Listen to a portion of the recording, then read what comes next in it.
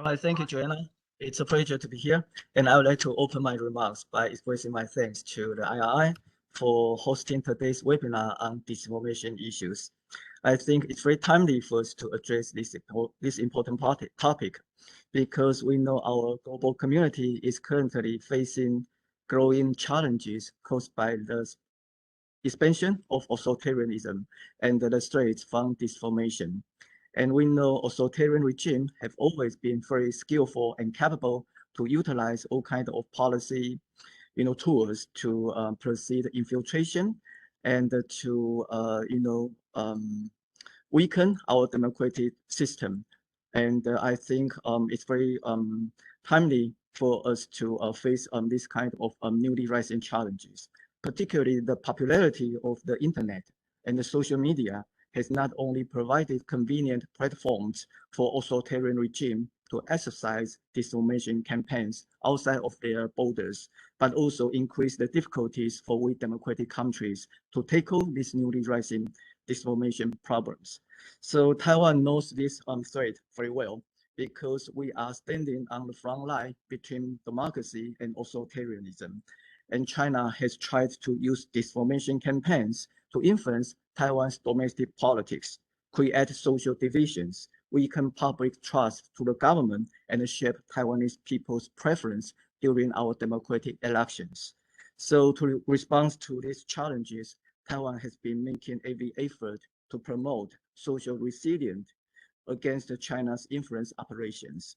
Over the past few years, Taiwanese government has built trans-agency coordination mechanisms and taken joint actions to identify, verify, and quantify disinformation timely and efficiently.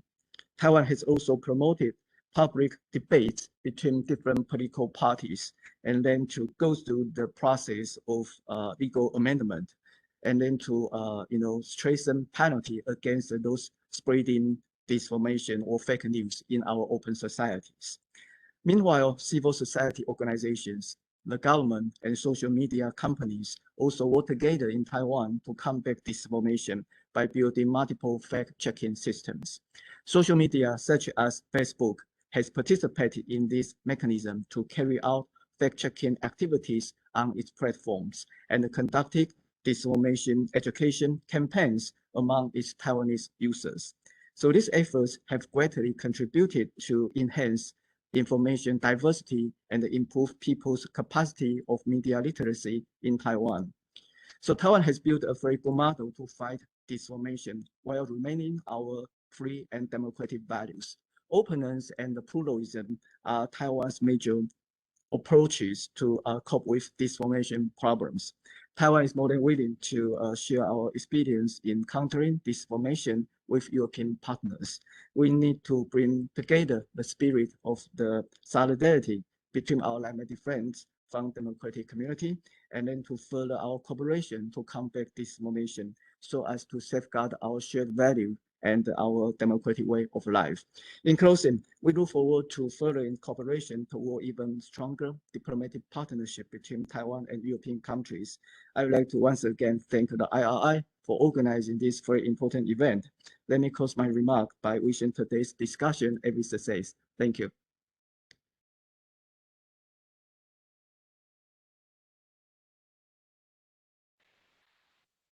So IRI's President Dan Twining wishes that he could join us. However, it's a little early in DC. He has, however, sent us a video greeting, which my colleague is going to play now.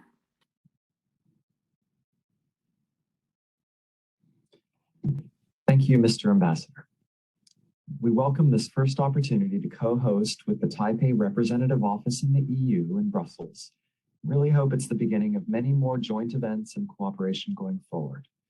We're also pleased to be working again with the Taiwan Foundation for Democracy and pleased to welcome Dr. Ketty Chen this time to share her expertise on this topic. IRI has long been engaged in the fight against state-sponsored disinformation and proud of its extensive network of partners that track and trace it across Europe, including the Prague-based organization AMO, represented by Ivana Karásková, who will be speaking a little later. Europe has much to learn from Taiwan's experience in dealing with China. We should look to create more opportunities for sharing and exchange. linking disinformation experts and policymakers to better inform Europe's EU policies and approaches to China. We at IRI, through our transatlantic programming on China, have seen that European political parties have a strong desire to work with the United States on developing a common policy, and that in fact our concerns are similar. We want to protect our data, our intellectual property, our critical infrastructure, and of course, our free citizens.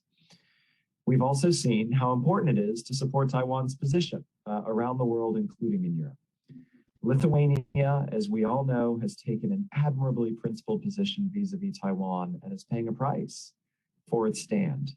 Lithuanian Foreign Minister Landsbergis has called for EU unity and solidarity, adding that a strong reaction is necessary at the EU level in order to send a signal to China that politically motivated economic pressure is unacceptable and will not be tolerated. And as former Prime Minister Kubilius stated during the debate in the European Parliament on their new EU-China strategy, we need to send a clear, simple message. Business with China or in China is a very risky business. Second, China is big, we as Lithuania are small, but we shall not be defeated because we are together. So I wish you all a productive discussion this morning on this crucially important topic. I can assure you that we at IRI support your work and that there's broad and deep bipartisan consensus here in Washington, where there's not bipartisan consensus on everything, on countering the clear and present danger of Beijing's malign influence around the world and including amongst our core allies in Europe. Taiwan stands for everything that the PRC cannot tolerate: successful, prosperous, open and competitive democracy with an economy that produces great wealth through an open society with strong institutions. We must all therefore share the news of what Taiwan has achieved as well as what it has learned as the primary target of anti-democratic influence from China. Look forward to working with all of our colleagues across the Atlantic and across the Pacific, in Europe, in Taiwan and beyond on this vital agenda. Wish you all a successful program. Thank you.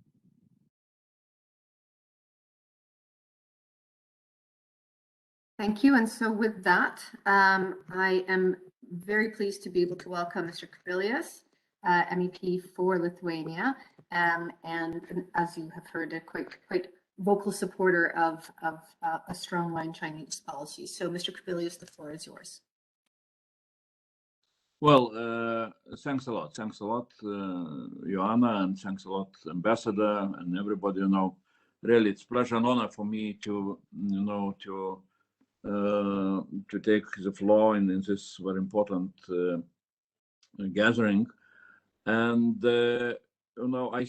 well, it's very symbolic for me because, first of all, really, I'm very grateful to IRI since, from very beginning, from 1990s, we, Lithuania, as newly born democracy, we were growing, with a lot of support and a lot of advice from International Republican Institute, and I am feeling myself always, like a graduate of IRI, Democracy Academy. So second, really recently, I had a chance with the first official delegation of European Parliament to visit Taiwan.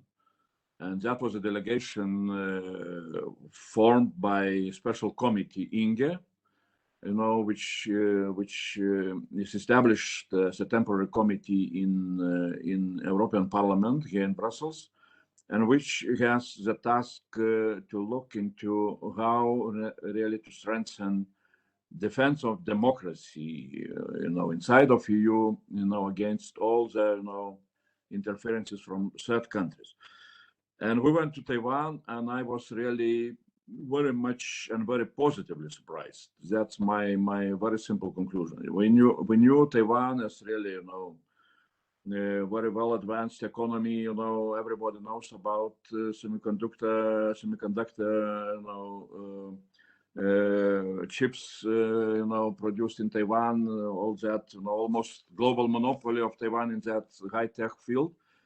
But, besides that, really what I learned about how Taiwanese institutions, how effective they are in defending their democracy against, interference from other countries, from authoritarian countries, and, mainly from mainland China, that was for me, it was really something like a new school besides, IRI, what we need to do, what we need to learn here in Europe, in order to defend our democracy in a much more effective way. So, when I was listening to, to all the presentations back in Taiwan, really we had high-level meetings with Madam President, with Prime Minister, with Speaker of the Parliament, with parliamentarians, and also with very, special people devoted for, defense of Taiwanese democracy.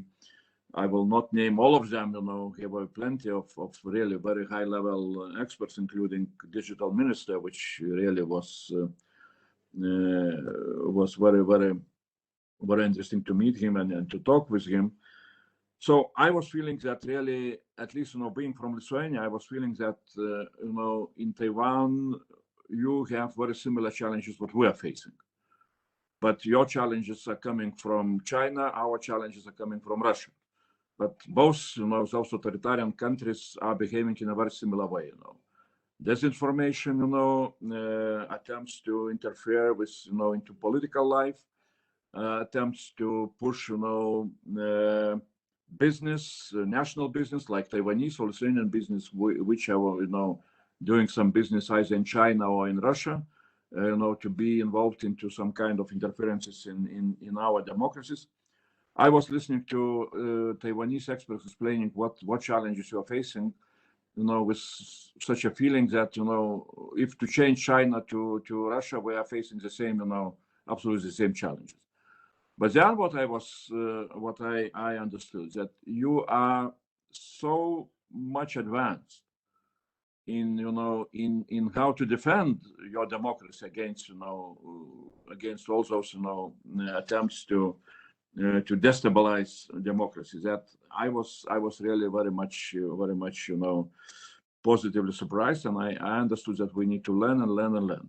So I will not go deeply into details what we learned during our visit. I learned that we need to learn much more, both on how to not to allow all that disinformation to occupy, hearts and minds of your citizens, which we have the same challenge here in, in Europe, in Lithuania, especially, and how much you are involving, in a modern way, all new, technologies and social, media, social networks, and how all the institutions, state institutions like President, Facebook, Prime Minister's Facebook are used, in order to, to send the proper messages against, that disinformation.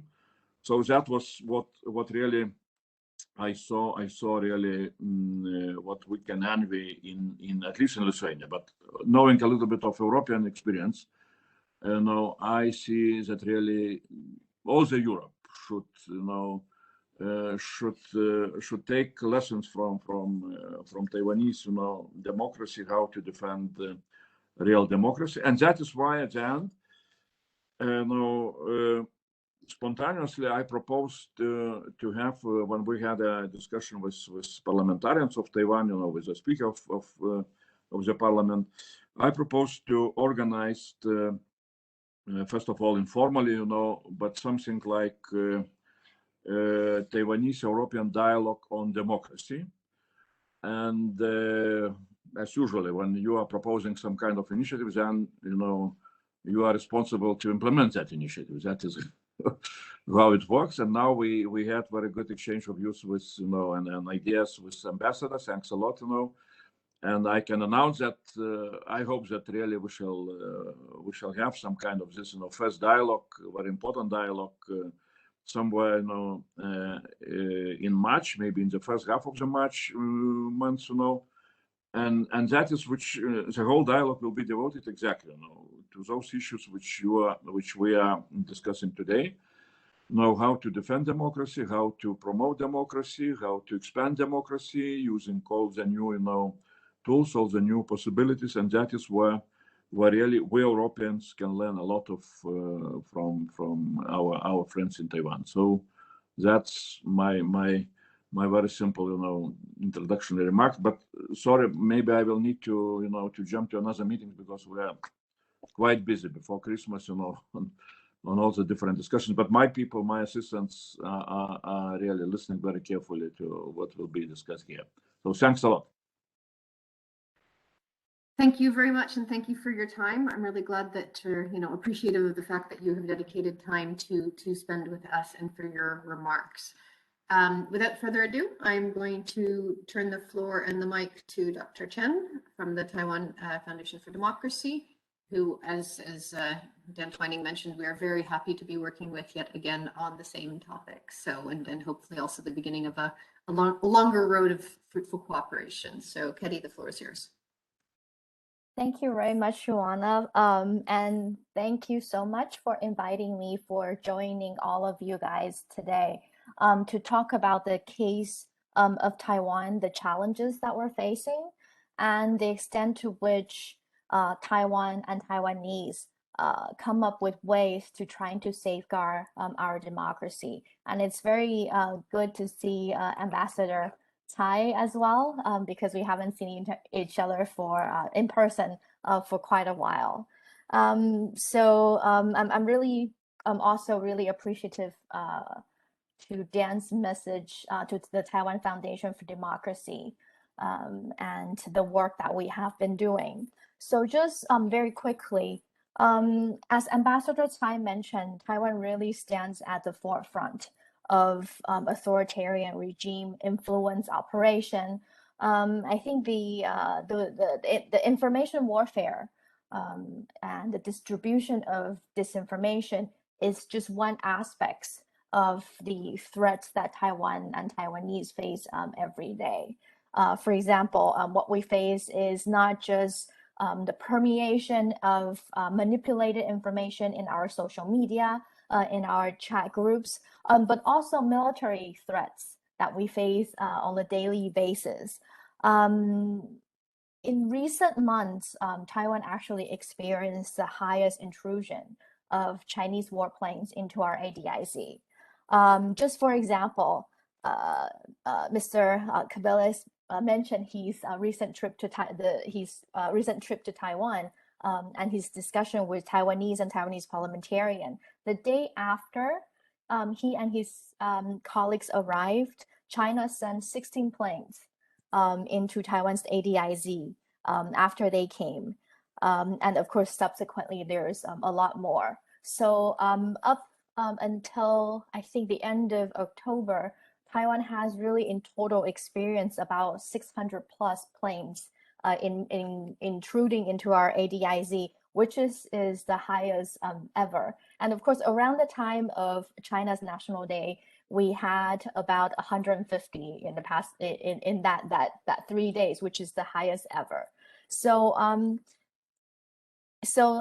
if we look at the report published by Taiwan's Ministry of National Defense, there's a quote in there that says that China's frequent manipulation of gray zone threats are aimed at seizing Taiwan without a fight, which means through intimidation and distribution of disinformation and manipulating information is just part of it. So when it comes to information manipulation, for those of us at TFD, we started noticing an increase of information manipulation, for example, on Facebook, different Facebook fan pages in 2017. So it's a few years ago. And we actually published a report in 2018 after our research between 2017 and 2018 about the distribution of content farm information on Facebook fan pages. But as Ambassador Tsai mentioned, that Facebook Taiwan has been stepping up on their attempts to try to deal with such phenomenon on Facebook fan pages, but there's still more things happening that is, I would say, faster than we could catch. And of course, if a fan page is shut down, 5 more will sprung on us and distributing content farm information. But if you read TFD's report on Facebook content farm disinformation distribution now in 2021, you'll realize that it was very outdated. This really just shows that the way that information manipulation and how these kind of information is distributed really manifests itself faster than we really can think. So instead of publishing fake information or disinformation, now we're facing distribution of information that have been manipulated, doctored, edited, editorialized for specific political reason. And of course, one of the a few reasons, as Ambassador Tsai already mentioned, is to polarize Taiwanese society, and more importantly, to create distrust of Taiwanese citizens of their democratic elected officials, their democratic systems, their democratic procedures and institutions. And of course, then introducing the somewhat authoritarian way of life and government institution, and painting it as something that it's more suitable for Asians, for Taiwanese, because it is for the people, and when it comes to churning of the wheel of authoritarian system for the people, it's faster than democracy. It's this attempt to paint democracy as chaotic, as really a hassle, and people always are arguing and debating with each other. So this is the kind of rhetoric authoritarian regimes such as China really trying to impose on Taiwan. But with that said, since 2017, the Taiwan Foundation for Democracy started working with our friends and colleagues from the civil society community to try to combat such, if I may, pandemic in its own right, to try to come up with ways to see how we could really deal with such issue.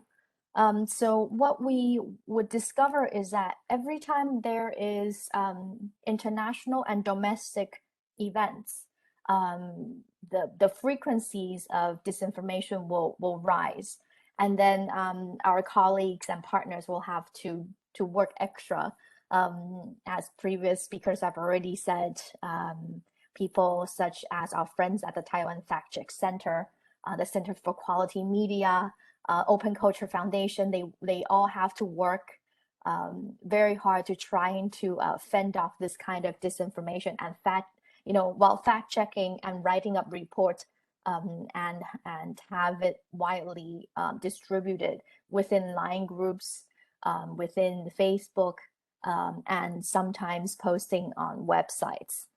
And what we discovered is that this kind of infodemic really exacerbated the situation after the COVID pandemic. Leading up to the COVID pandemic in 2018, Taiwan experienced its local election, where those of us in Taiwan said that it was a testing ground, a test of Chinese information manipulation.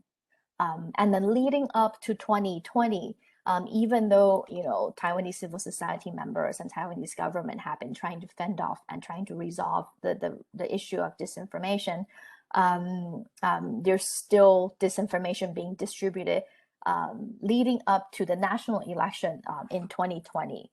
For example, in the beginning, you will see doctored photos or cropped photos of politicians and President Tsai, and then with different captions underneath that is untrue. But now what we're seeing is on social media, on chat threads, on PTT boards, these things are still very, very active.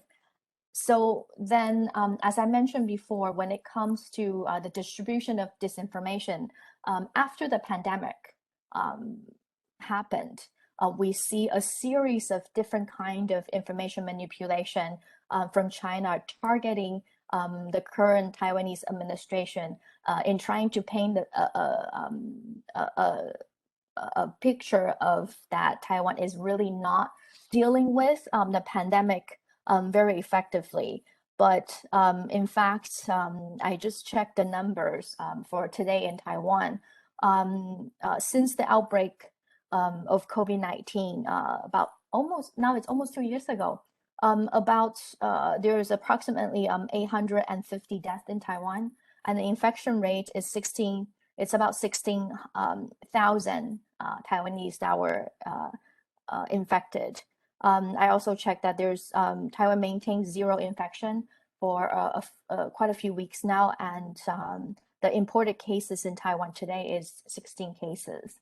But then, with that said, the first wave of information manipulation is that Taiwanese government is not really dealing with COVID very well. That was followed by photos of Taiwanese stadiums and in the basement of stadiums of dead bodies and people trying to bury the dead bodies. But then later, of course, our fact-checked partners found the Korean zombie movies that those photos were cropped from. So that was the wave of the first wave of information manipulation. And of course, now recently there was disinformation targeting vaccines and trying to convince Taiwanese people to not receive vaccines.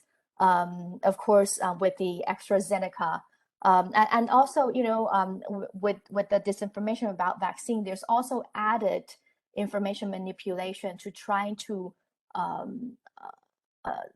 disturb bilateral relations between the United States, European countries such as Lithuania, Czech Republic, that very graciously donated vaccine to Taiwan because Taiwanese government were blocked from purchasing vaccine by the People's Republic, wedging differences between the Japanese and the Taiwanese, and also the government of the United States and Taiwan. And adding that to, for example,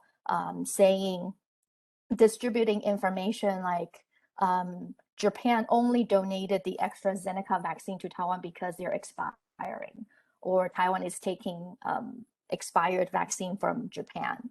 And also there's information published by Chinese state media agencies promoting the fact that overseas Taiwanese are actually entering the PRC embassies to receive Chinese vaccines. Also, Taiwan and Japan they are collaborating with vaccine diplomacy to trying to achieve Taiwan independence. And also Taiwan will give life-saving vaccines to its diplomatic allies so that China would not establish diplomatic relationship with them, while Taiwanese locally are not getting vaccinated. And also, lastly, Taiwanese are using semiconductor chips in exchange for vaccines. So then there's all these narratives surrounding vaccines that there's another one that says vaccines are actually more poisonous than the virus itself, so please don't get it. So, this is what we're dealing with in Taiwan. So not just rhetoric about the vaccines, but also rhetoric that is against Taiwan's relationship with its democratic allies. And then, and now I think in the next 10 days, Taiwan will have 4 referenda, which is completely the citizens' rights to vote in referenda. But, the PRC also has delved its hands into how Taiwanese will perceive the referenda. And what they're most interested is what our partner IORG found out, the import of American pork to Taiwan. So again, US-Taiwan relationship. For example, saying that Taiwan purchased American porks and American weapons in order to get vaccines for itself. And then there is Taiwanese state-owned media accusing Taiwan's ambassador to the United States, Ambassador Kim Xiao, for advocating vaccines for Taiwanese diplomatic allies instead of Taiwanese. So these are just a few examples. I won't go into all of them. So lastly, so what do we do after we have been subjected to such kind of operation, information warfare from the People's Republic? Most importantly, Taiwanese and Taiwanese legislators have been debating. So how do we deal with this without infringing on Taiwan's hard-earned democracy and, for example, our freedom of expression? Of course, as Ambassador Tsai already mentioned, that Taiwanese legislature passed legislation when it comes to the distribution of disinformation. But on the other hand, Taiwanese NGOs, people that I work more often with, while they think that Taiwanese legislature is doing what it's supposed to be doing, kind of amending, proposing and passing legislation, what they really think that information sharing and actually education for the public is very important. So Mr. Kubilius mentioned that he met Audrey Tang, our digital minister, who is very actively working with our Ministry of Education to have media literacy or information literacy curriculum added into textbooks to children as young as middle school. And also our civil society members, they have their own programs going into communities, trying to educate people as old as in their 80s and 90s in community centers, to high school teachers, high school students, and younger kids, even younger than high school. So there's a combination of that, and our government agency, our premier actually ordered our government agency to be very quick when it comes to clarifying disinformation. I think he gives them 2 hours time to trying to issue corrective statements. And also Digital Minister Tang proposed that the usage of very interesting and eye-catching memes to correct the disinformation, to capture the citizens' attention first and then correct the wrong disinformation. So, I really would say that, education and information is key. Taiwan has the GCTF program, which is the Global Collaboration Training Framework. The Taiwan Foundation for Democracy really hosted this is our 3rd annual GCTF on media literacy and also combating disinformation. And not just United States, but Japan, and there's 2 European countries joining us as co-hosts this year. So this is what's very quickly what's going on in Taiwan. And I think the last thing that I want to leave with you is that it's unfortunate that Taiwan has to experience this on a daily basis, but at the same time, it allows us to be equipped and trying to be very quick, coming up with strategy to combat influence operation and to try to safeguard our democracy. And the Taiwanese are really willing to work with those friends and different parts of the world, in this case, in Europe, to share information and see how we could work together to try to fend off this really disturbing trend. So thank you very much. Thank you very much, Ketty. And I'm going to pass the mic over to Ivana. Just a note for all of you, there's not going to be an awful lot of time, I don't think, at the end, but the question and answer function is on. If you do have any questions, please kindly write them there and I will pass them on to the speakers. So it will be a little bit more seamless in terms of them responding to it. So Ivana, the floor is yours. Thank you very much, Joanna. Good morning, everyone from Prague. It's my great pleasure to be here with you today. And thanks very much goes to IRI and Taiwan Representative Office in Brussels for having me. It's also great to see so many familiar faces, which I have not seen for quite some while, but at least it's good to meet virtually again. Well, I have 20 minutes, which is brutal because I will try to squeeze everything on Chinese propaganda and disinformation in Europe into those 20 minutes. But of course, I'm not going to touch that much of the details. I will leave that for Q&A if you're interested. And I would like to pick up where Mr. Kubilius ended, and he said, if I may quote him, that Taiwan and Europe face similar challenges, but the challenges are coming to Taiwan from China, while the EU is facing challenges from Russia. I think it's very symptomatic to the kind of discussions we do have in Europe, and I would probably dare to kind of correct Mr. Kubilius in this, or add my perspective on that. We are not only facing Russia, we are actually facing China as well.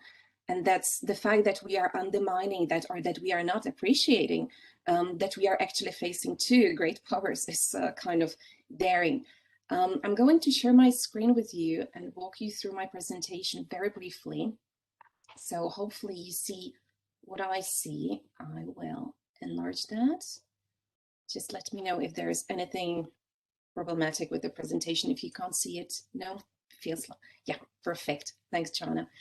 So I'm going to talk about China's propaganda and disinformation campaigns in Europe, and I will be focusing mostly on two issues: how the situation looked like before COVID and how it started to look like in 2020 and after that. So first of all, who is actually responsible? So who does what to whom? We have to start at the very bottom of that, and that's the main propaganda machinery which runs in China, and it's encompassing all the facets of Chinese society. So it's focusing on education, press, contact with foreigners, and so on. So it's a whole fabric, whole network, which is making sure that the Chinese population is actually feeded in different kind of narratives. And by saying Chinese population, of course, it's also meant for foreigners, it's also meant for Chinese diaspora and so on. But the primary target, the one who actually matters most for Chinese Communist Party is actually Chinese population itself. But of course, that doesn't get us off the hook. It means that it's just the primary target, which we have to keep in mind. But the other influence operations are, of course, targeting the public abroad as well. So what are the key missions here? To tell China's story well, meaning to tell Chinese narratives, how the CCP actually sees them, to counter what is perceived as hostile foreign propaganda, spreaded by the United States, spreaded by basically anyone else outside of the Chinese territory, to counter Taiwan's independence. And we have heard Ketty describing different cases of narratives which are circulating, which have been fed to the Taiwanese public and so on, and to also propagate China's foreign policy. So as I was saying, the focus groups are actually numerous. I'm going to very decidedly leave the Chinese part completely out of the picture. So I will be talking mostly about external propaganda. So the propaganda which is not targeting Chinese population, it's targeting maybe Chinese population in a loop. So foreign information which are then once again translated to Chinese and fed to the local population. But I will be focusing on what is China actually sending to Europe. So what kind of narratives we can see. And interestingly enough as well, we do see different patterns emerging. So China is not treating every asset, every target similarly. So when China entered Central and Eastern Europe, and here we are seeing a very great laboratory for Chinese propaganda and disinformation operations, because China have not been present there much before. It's a contested space full of Russian propaganda and disinformation as well. So it's interesting to actually watch it from the scrape, how Chinese propaganda is trying to be established, get established in several countries of the EU. And what we have observed as a pattern is that China prefers top-down approach. So first of all, target local politicians, usually politicians which are affiliated with the governing parties. Then later on moving towards opposition parties as well, because current opposition is future government. And then basically working from top down through opinion makers such as journalists, academics, members of civil society organizations, influencers, to future elites such as students and general population. So that was the current, that was the first modus operandi, which was actually observed in Europe. First really making sure that China is reaching out towards political parties, mostly socialist political parties or communist political parties, government parties later on, and then opposition parties as well. The problem starts with 2019. So I will distinguish here between before COVID, actually 1 year before COVID, linked to Hong Kong protests, and what happened after that. And so bear with me for a little bit longer. So how it looked like before 2019. Chinese style of propaganda and disinformation in Europe was rather defensive. It was focusing on attempts to rewrite the narratives, to spread positive energy about China. And the modus operandi was quite interesting because it was multifaceted from the very beginning. Ways of operation of inclusion of Chinese narratives into, for example, local media were through investing into the local media outlets. Web influence research, which I lead, showed that Chinese companies, when they buy media outlet, the narrative which started to appear in those media outlets started to be only positive about China. So all the not only negative, but also neutral mentions of China completely disappeared from those media outlets.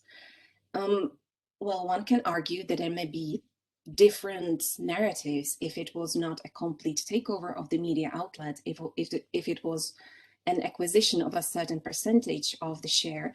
Maybe the co-owner, being a local co-owner, didn't want to jeopardize the investment, so he or she actually steered the narratives, himself or herself. But what was also interesting, that not only the narratives changed, but also topics changed.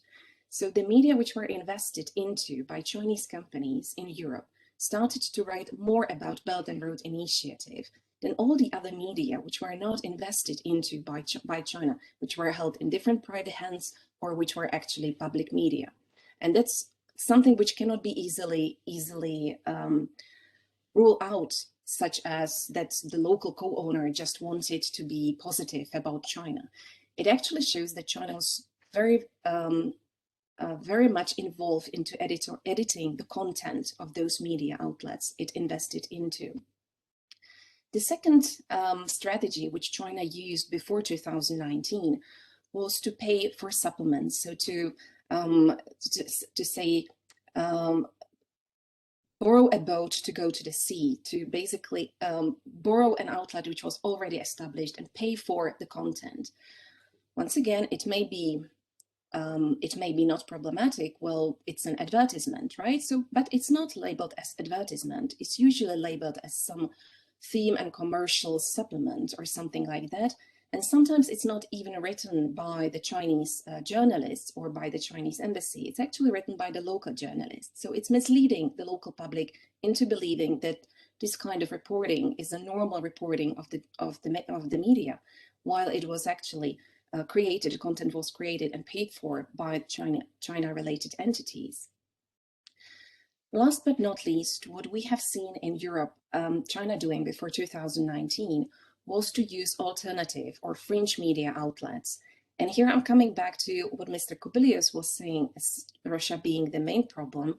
Actually, there is quite a significant reinforcing of narratives between China and Russia in specifically Central and Eastern Europe, for which I did research on. So it is not just a problem of Russian propaganda. We are actually facing much more problems ahead of us. And last but not least, China also started to hide behind proxies, making attribution much more difficult. So not only the narratives were spread by Chinese media outlets, China-affiliated government officials and so on, accounts, but it also was spread by businesses, by advertisement companies which were hired to spread that. It was also spread by think tanks which posed as independent think tanks, but they actually were financed by pro-Chinese business.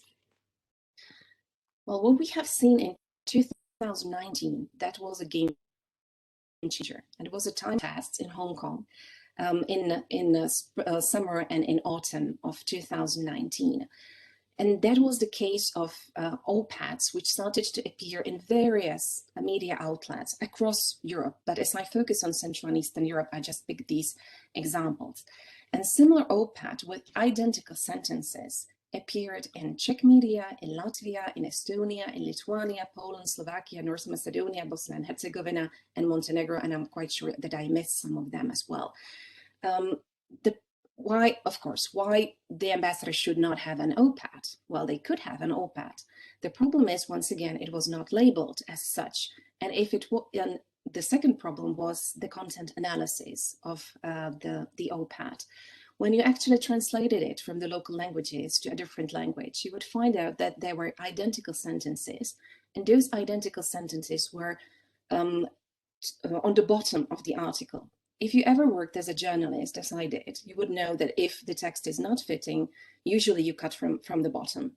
But this time, the text in 13 different languages was not cut in the bottom. So the identical sentence was the last sentence appearing, which means highly probable that the content was not edited by the local media at all, that it was just copy-paste from what the Chinese embassy sent them to publish.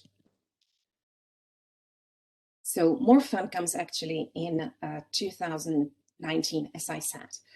With the Hong Kong protests and later on with COVID-19 crisis, China not only increased its propaganda activity, but it started to use new tactics and also new channels of communication in Europe. I just pick here a couple of examples which you may or may not be familiar with, as the case of Forza Italia. That was the case of Italian citizens praising China in the first wave of coronavirus for sending the protective material and also for sending help, support, doctors, and so on. It wouldn't be bad, actually. It's kind of natural to thank someone who is helping you. The problem is that some of the cases which were promoted and which appeared in Italian media never happened. And if they happened, actually, they were changed, they were edited, doctored if you wish. And they usually have a hashtag Forza Italia, and they were very much supported by bots and trolls. Then another case appeared in Czech Republic, where China Radio International was reaching out to students of Chinese language in Czech Republic and in Slovakia as well, asking them to record a supportive video saying "加油 Wuhan," like "good luck Wuhan." And if you edit this sentence, you would be paid 20 euros. And that video was later on screened in China, showing to a local audience that there is a huge support internationally for Chinese fight against coronavirus. And last but not least, once again, we can go for hours on different cases. What I would like to mention here is a case of Chinese company, Huawei, which was found to be paying for seemingly independent analyses being included into local media. So they hired a think tank, and a think tank produced a report saying that if Czech Republic and Poland decide to exclude Huawei from 5G network buildup, it's going to be extremely costly. So it's better not to exclude Huawei. The problem was that the report was not saying that it was paid for by Huawei itself. So there was an interesting increase in activities, also establishing of new accounts in social networks, such as Facebook, such as Twitter, and so on. To give you an example of the scope, the Czech Republic, a country of 10 million of population, is targeted by China Radio International, and its Facebook page has more than 900, I think it's probably over a million right now. When I last checked, it was 950,000 fans or followers. Most of those followers are non-Czech language speakers. So they're coming from Middle East, from Africa, or they're simply bots. They're not, they don't have credible profiles. Why is China doing that? To cheat algorithms. Because if you have a huge fan bases, then your messages are more visible and are more favored by the social platform. And so far, we were talking mostly about propaganda, mostly about trying to create a positive image of China. What we do have started to see with COVID-19 crisis in Europe was also inflection of disinformation. And the first one came in the form of trying to make sure that China is not blamed for the outbreak of coronavirus. So we have seen different reports through different media, through different social networks, different influencers, arguing that COVID-19 actually originated in Italy, it originated in the US, it's a byproduct of the US military, and the research got wrong, and it leaked from the laboratory, and so on. And here we are coming back once again to Russian toolbox, because this is exactly what we have experienced with Russia operating in Central and Eastern Europe for decades. And this strategy is aimed at muddling the message, making sure that there are alternative versions of truth, to make sure that the population is basically unsure which version may be the correct one. So in the end, they basically decide not to inform opinion on where the coronavirus actually started.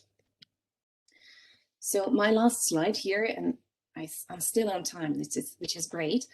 I would still argue that what we do see in Europe, unlike the case in Taiwan, is mostly propaganda with elements of disinformation.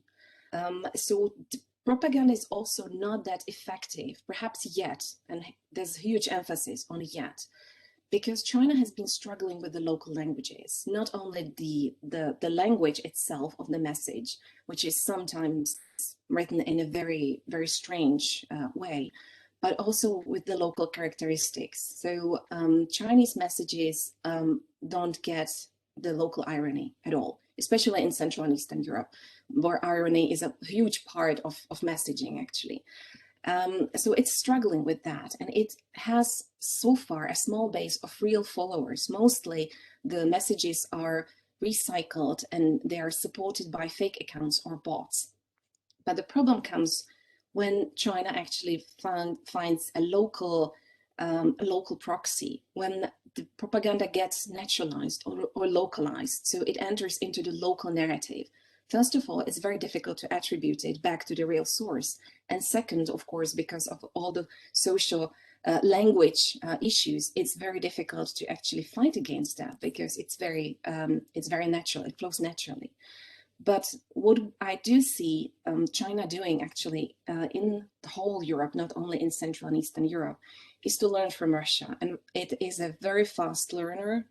We start monitoring in 2012 with China entering CEE region through the 16+1 format. And it is absolutely incomparable to where we see China now in 2021. So China is much more skillful. It's using various avenues, testing different grounds. It's very difficult to attribute it, and it's going to be more difficult in future with the usage of artificial intelligence and with flooding actually, or using a lot of resources for that. So I am more worried when it comes to Chinese propaganda and disinformation than I am actually worried when it comes to Russian propaganda and disinformation. And I will stop here and take whatever you might have for the Q&A.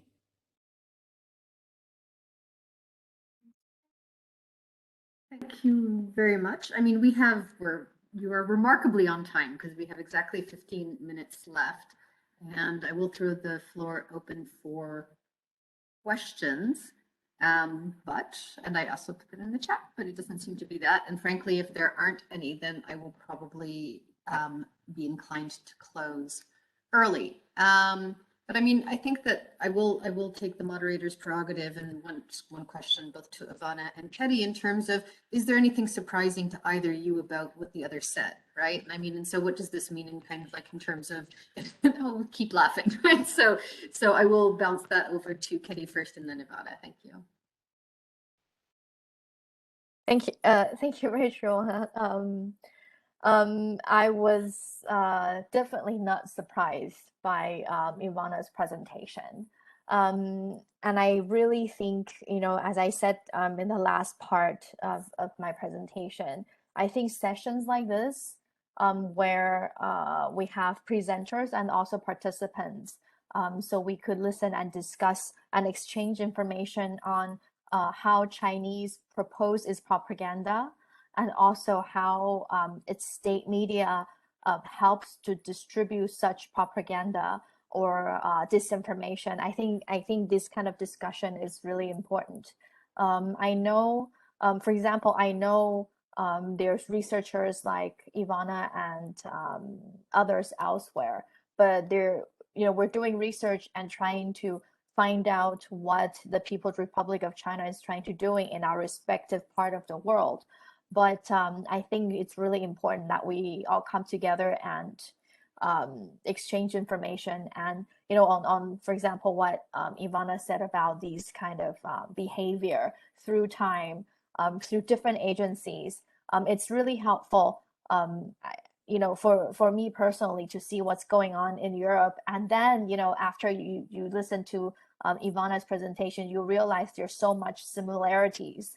But then the differences is that when it comes to Taiwan, China's goal is to trying to make Taiwan as part of its country. So there's additional elements that it adds to the disinformation and misinformation to target the Taiwanese and different, also different Taiwanese groups, and then the utilization of local proxies. As Ivana mentioned, I actually wrote it down. She mentioned languages, that in the beginning, the Chinese are not very savvy.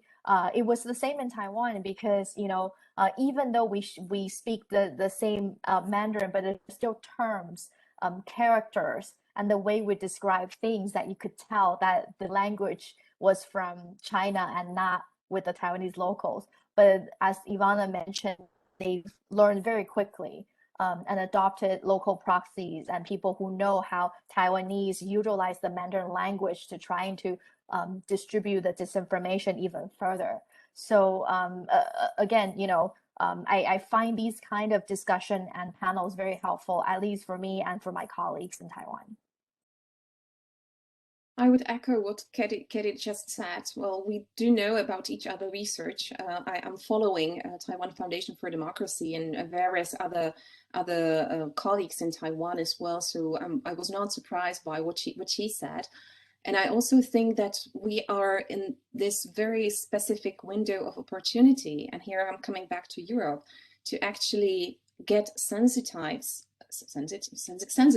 perhaps to what China has been doing for actually years, because this is just a very short period of time when MEPs and when European Commission is actually listening and actually thinking about what's going on with the COVID-19 and with all the different messaging, and with China actually putting messages into our local media saying that Chinese political system is superior than the democracy we have in the European Union. But this window of opportunity, I'm a little bit afraid, may close quite quickly with the resolution of COVID-19 crisis.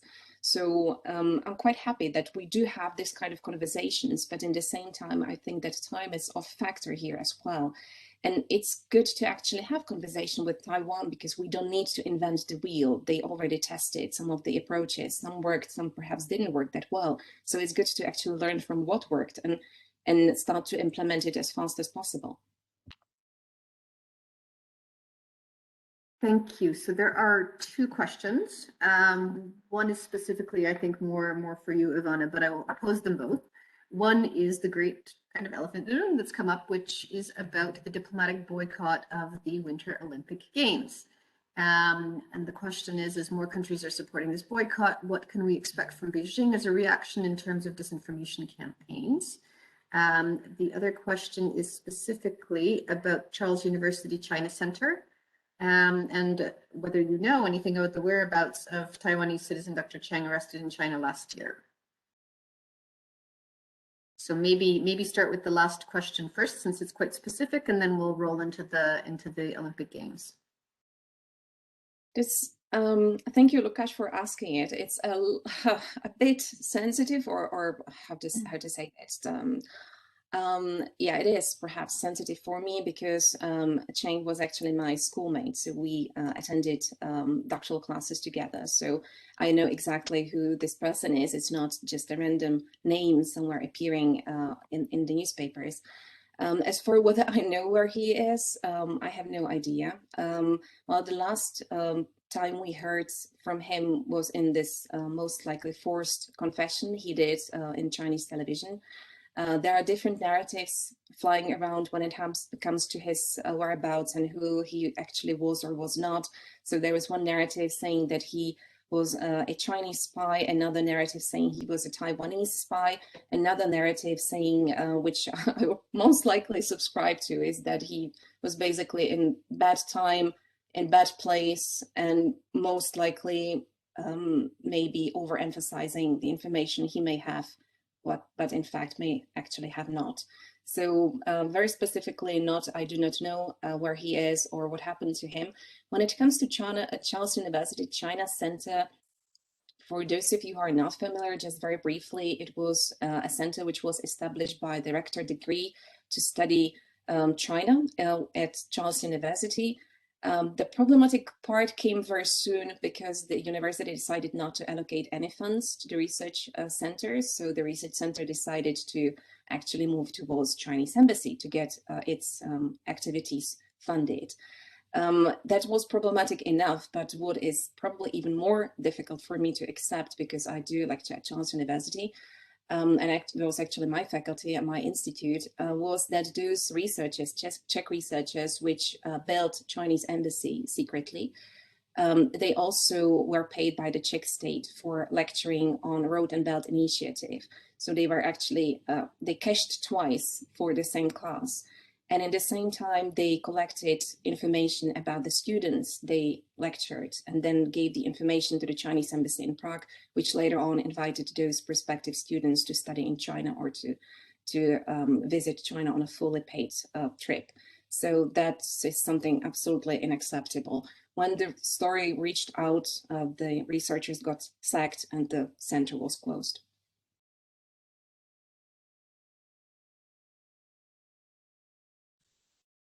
Thank you. Do you want to continue on about the question about the Olympics, or do you want to hand off to Ketty? I may hand it to Ketty, and then I may add if I have something which she's not going to say. Okay, and there's one final question, and with 7 minutes left, I would probably ask to roll it up or be. About the diplomatic. What can we expect from Beijing's reaction? I think 2 days ago or maybe yesterday, I was watching the press conference from China's foreign ministry spokesperson, Zhao Lijian. He was already mentioning that the boycott was led by the United States and its proxies.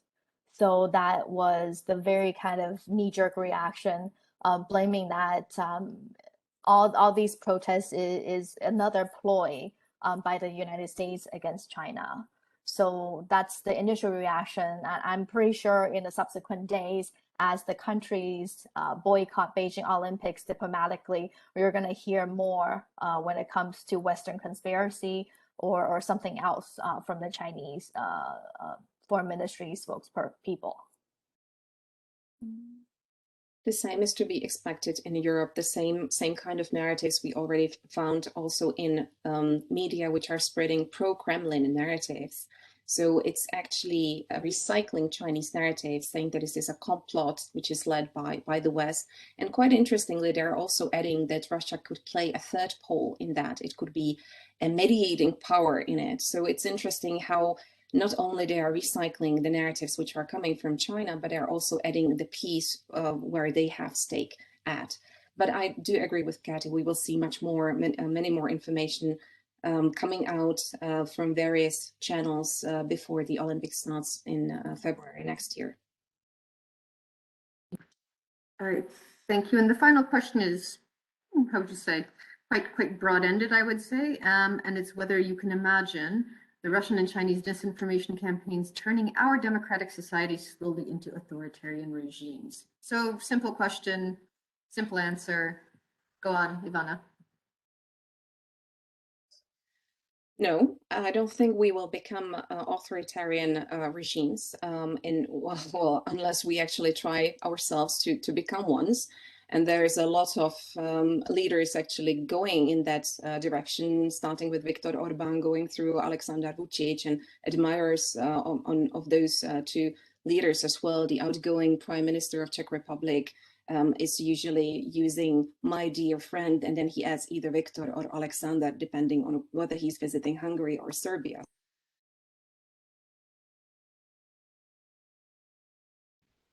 Ketty, whether you have anything to add?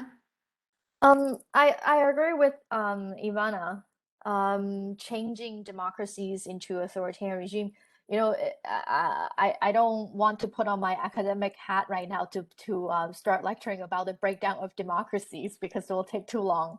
But at the same time, I really think that at least, you know, for the Taiwan case, most Taiwanese, according to our annual polls, support living under a democratic institution, and it's the majority of the Taiwanese. And they also feel positive about Taiwan's democratic future. So it's not just in Taiwan. I think democracies around the world now have realized that there's a serious issues that we have become complacent. So we needed to really come together to discuss what we could do to safeguard our democratic institutions. So I would say that the task of turning our democratic society into authoritarian regimes will not be as easy as the authoritarians thought that it would. Okay. Thank you both. I think we may have lost Ivana, which is too bad. But I think that at this point, since there are no more questions, we are in a very timely manner, finishing 3 minutes ahead of scheduled time. I'd like to thank all of you for participating this morning or this afternoon, depending on what time zone you are in. As I mentioned, this will be recorded and it will be posted on our website. We will send the link out to you. If you would like to share it afterwards, we would be most appreciative. So once again, thank you very much for the Taipei representative to the EU, to my colleagues, Stas and Eva, who have been managing the technology in the background, to all of our speakers, to Ambassador Ketty and Ivana, who are still here, and to you all, have a lovely day. Thank you. Goodbye.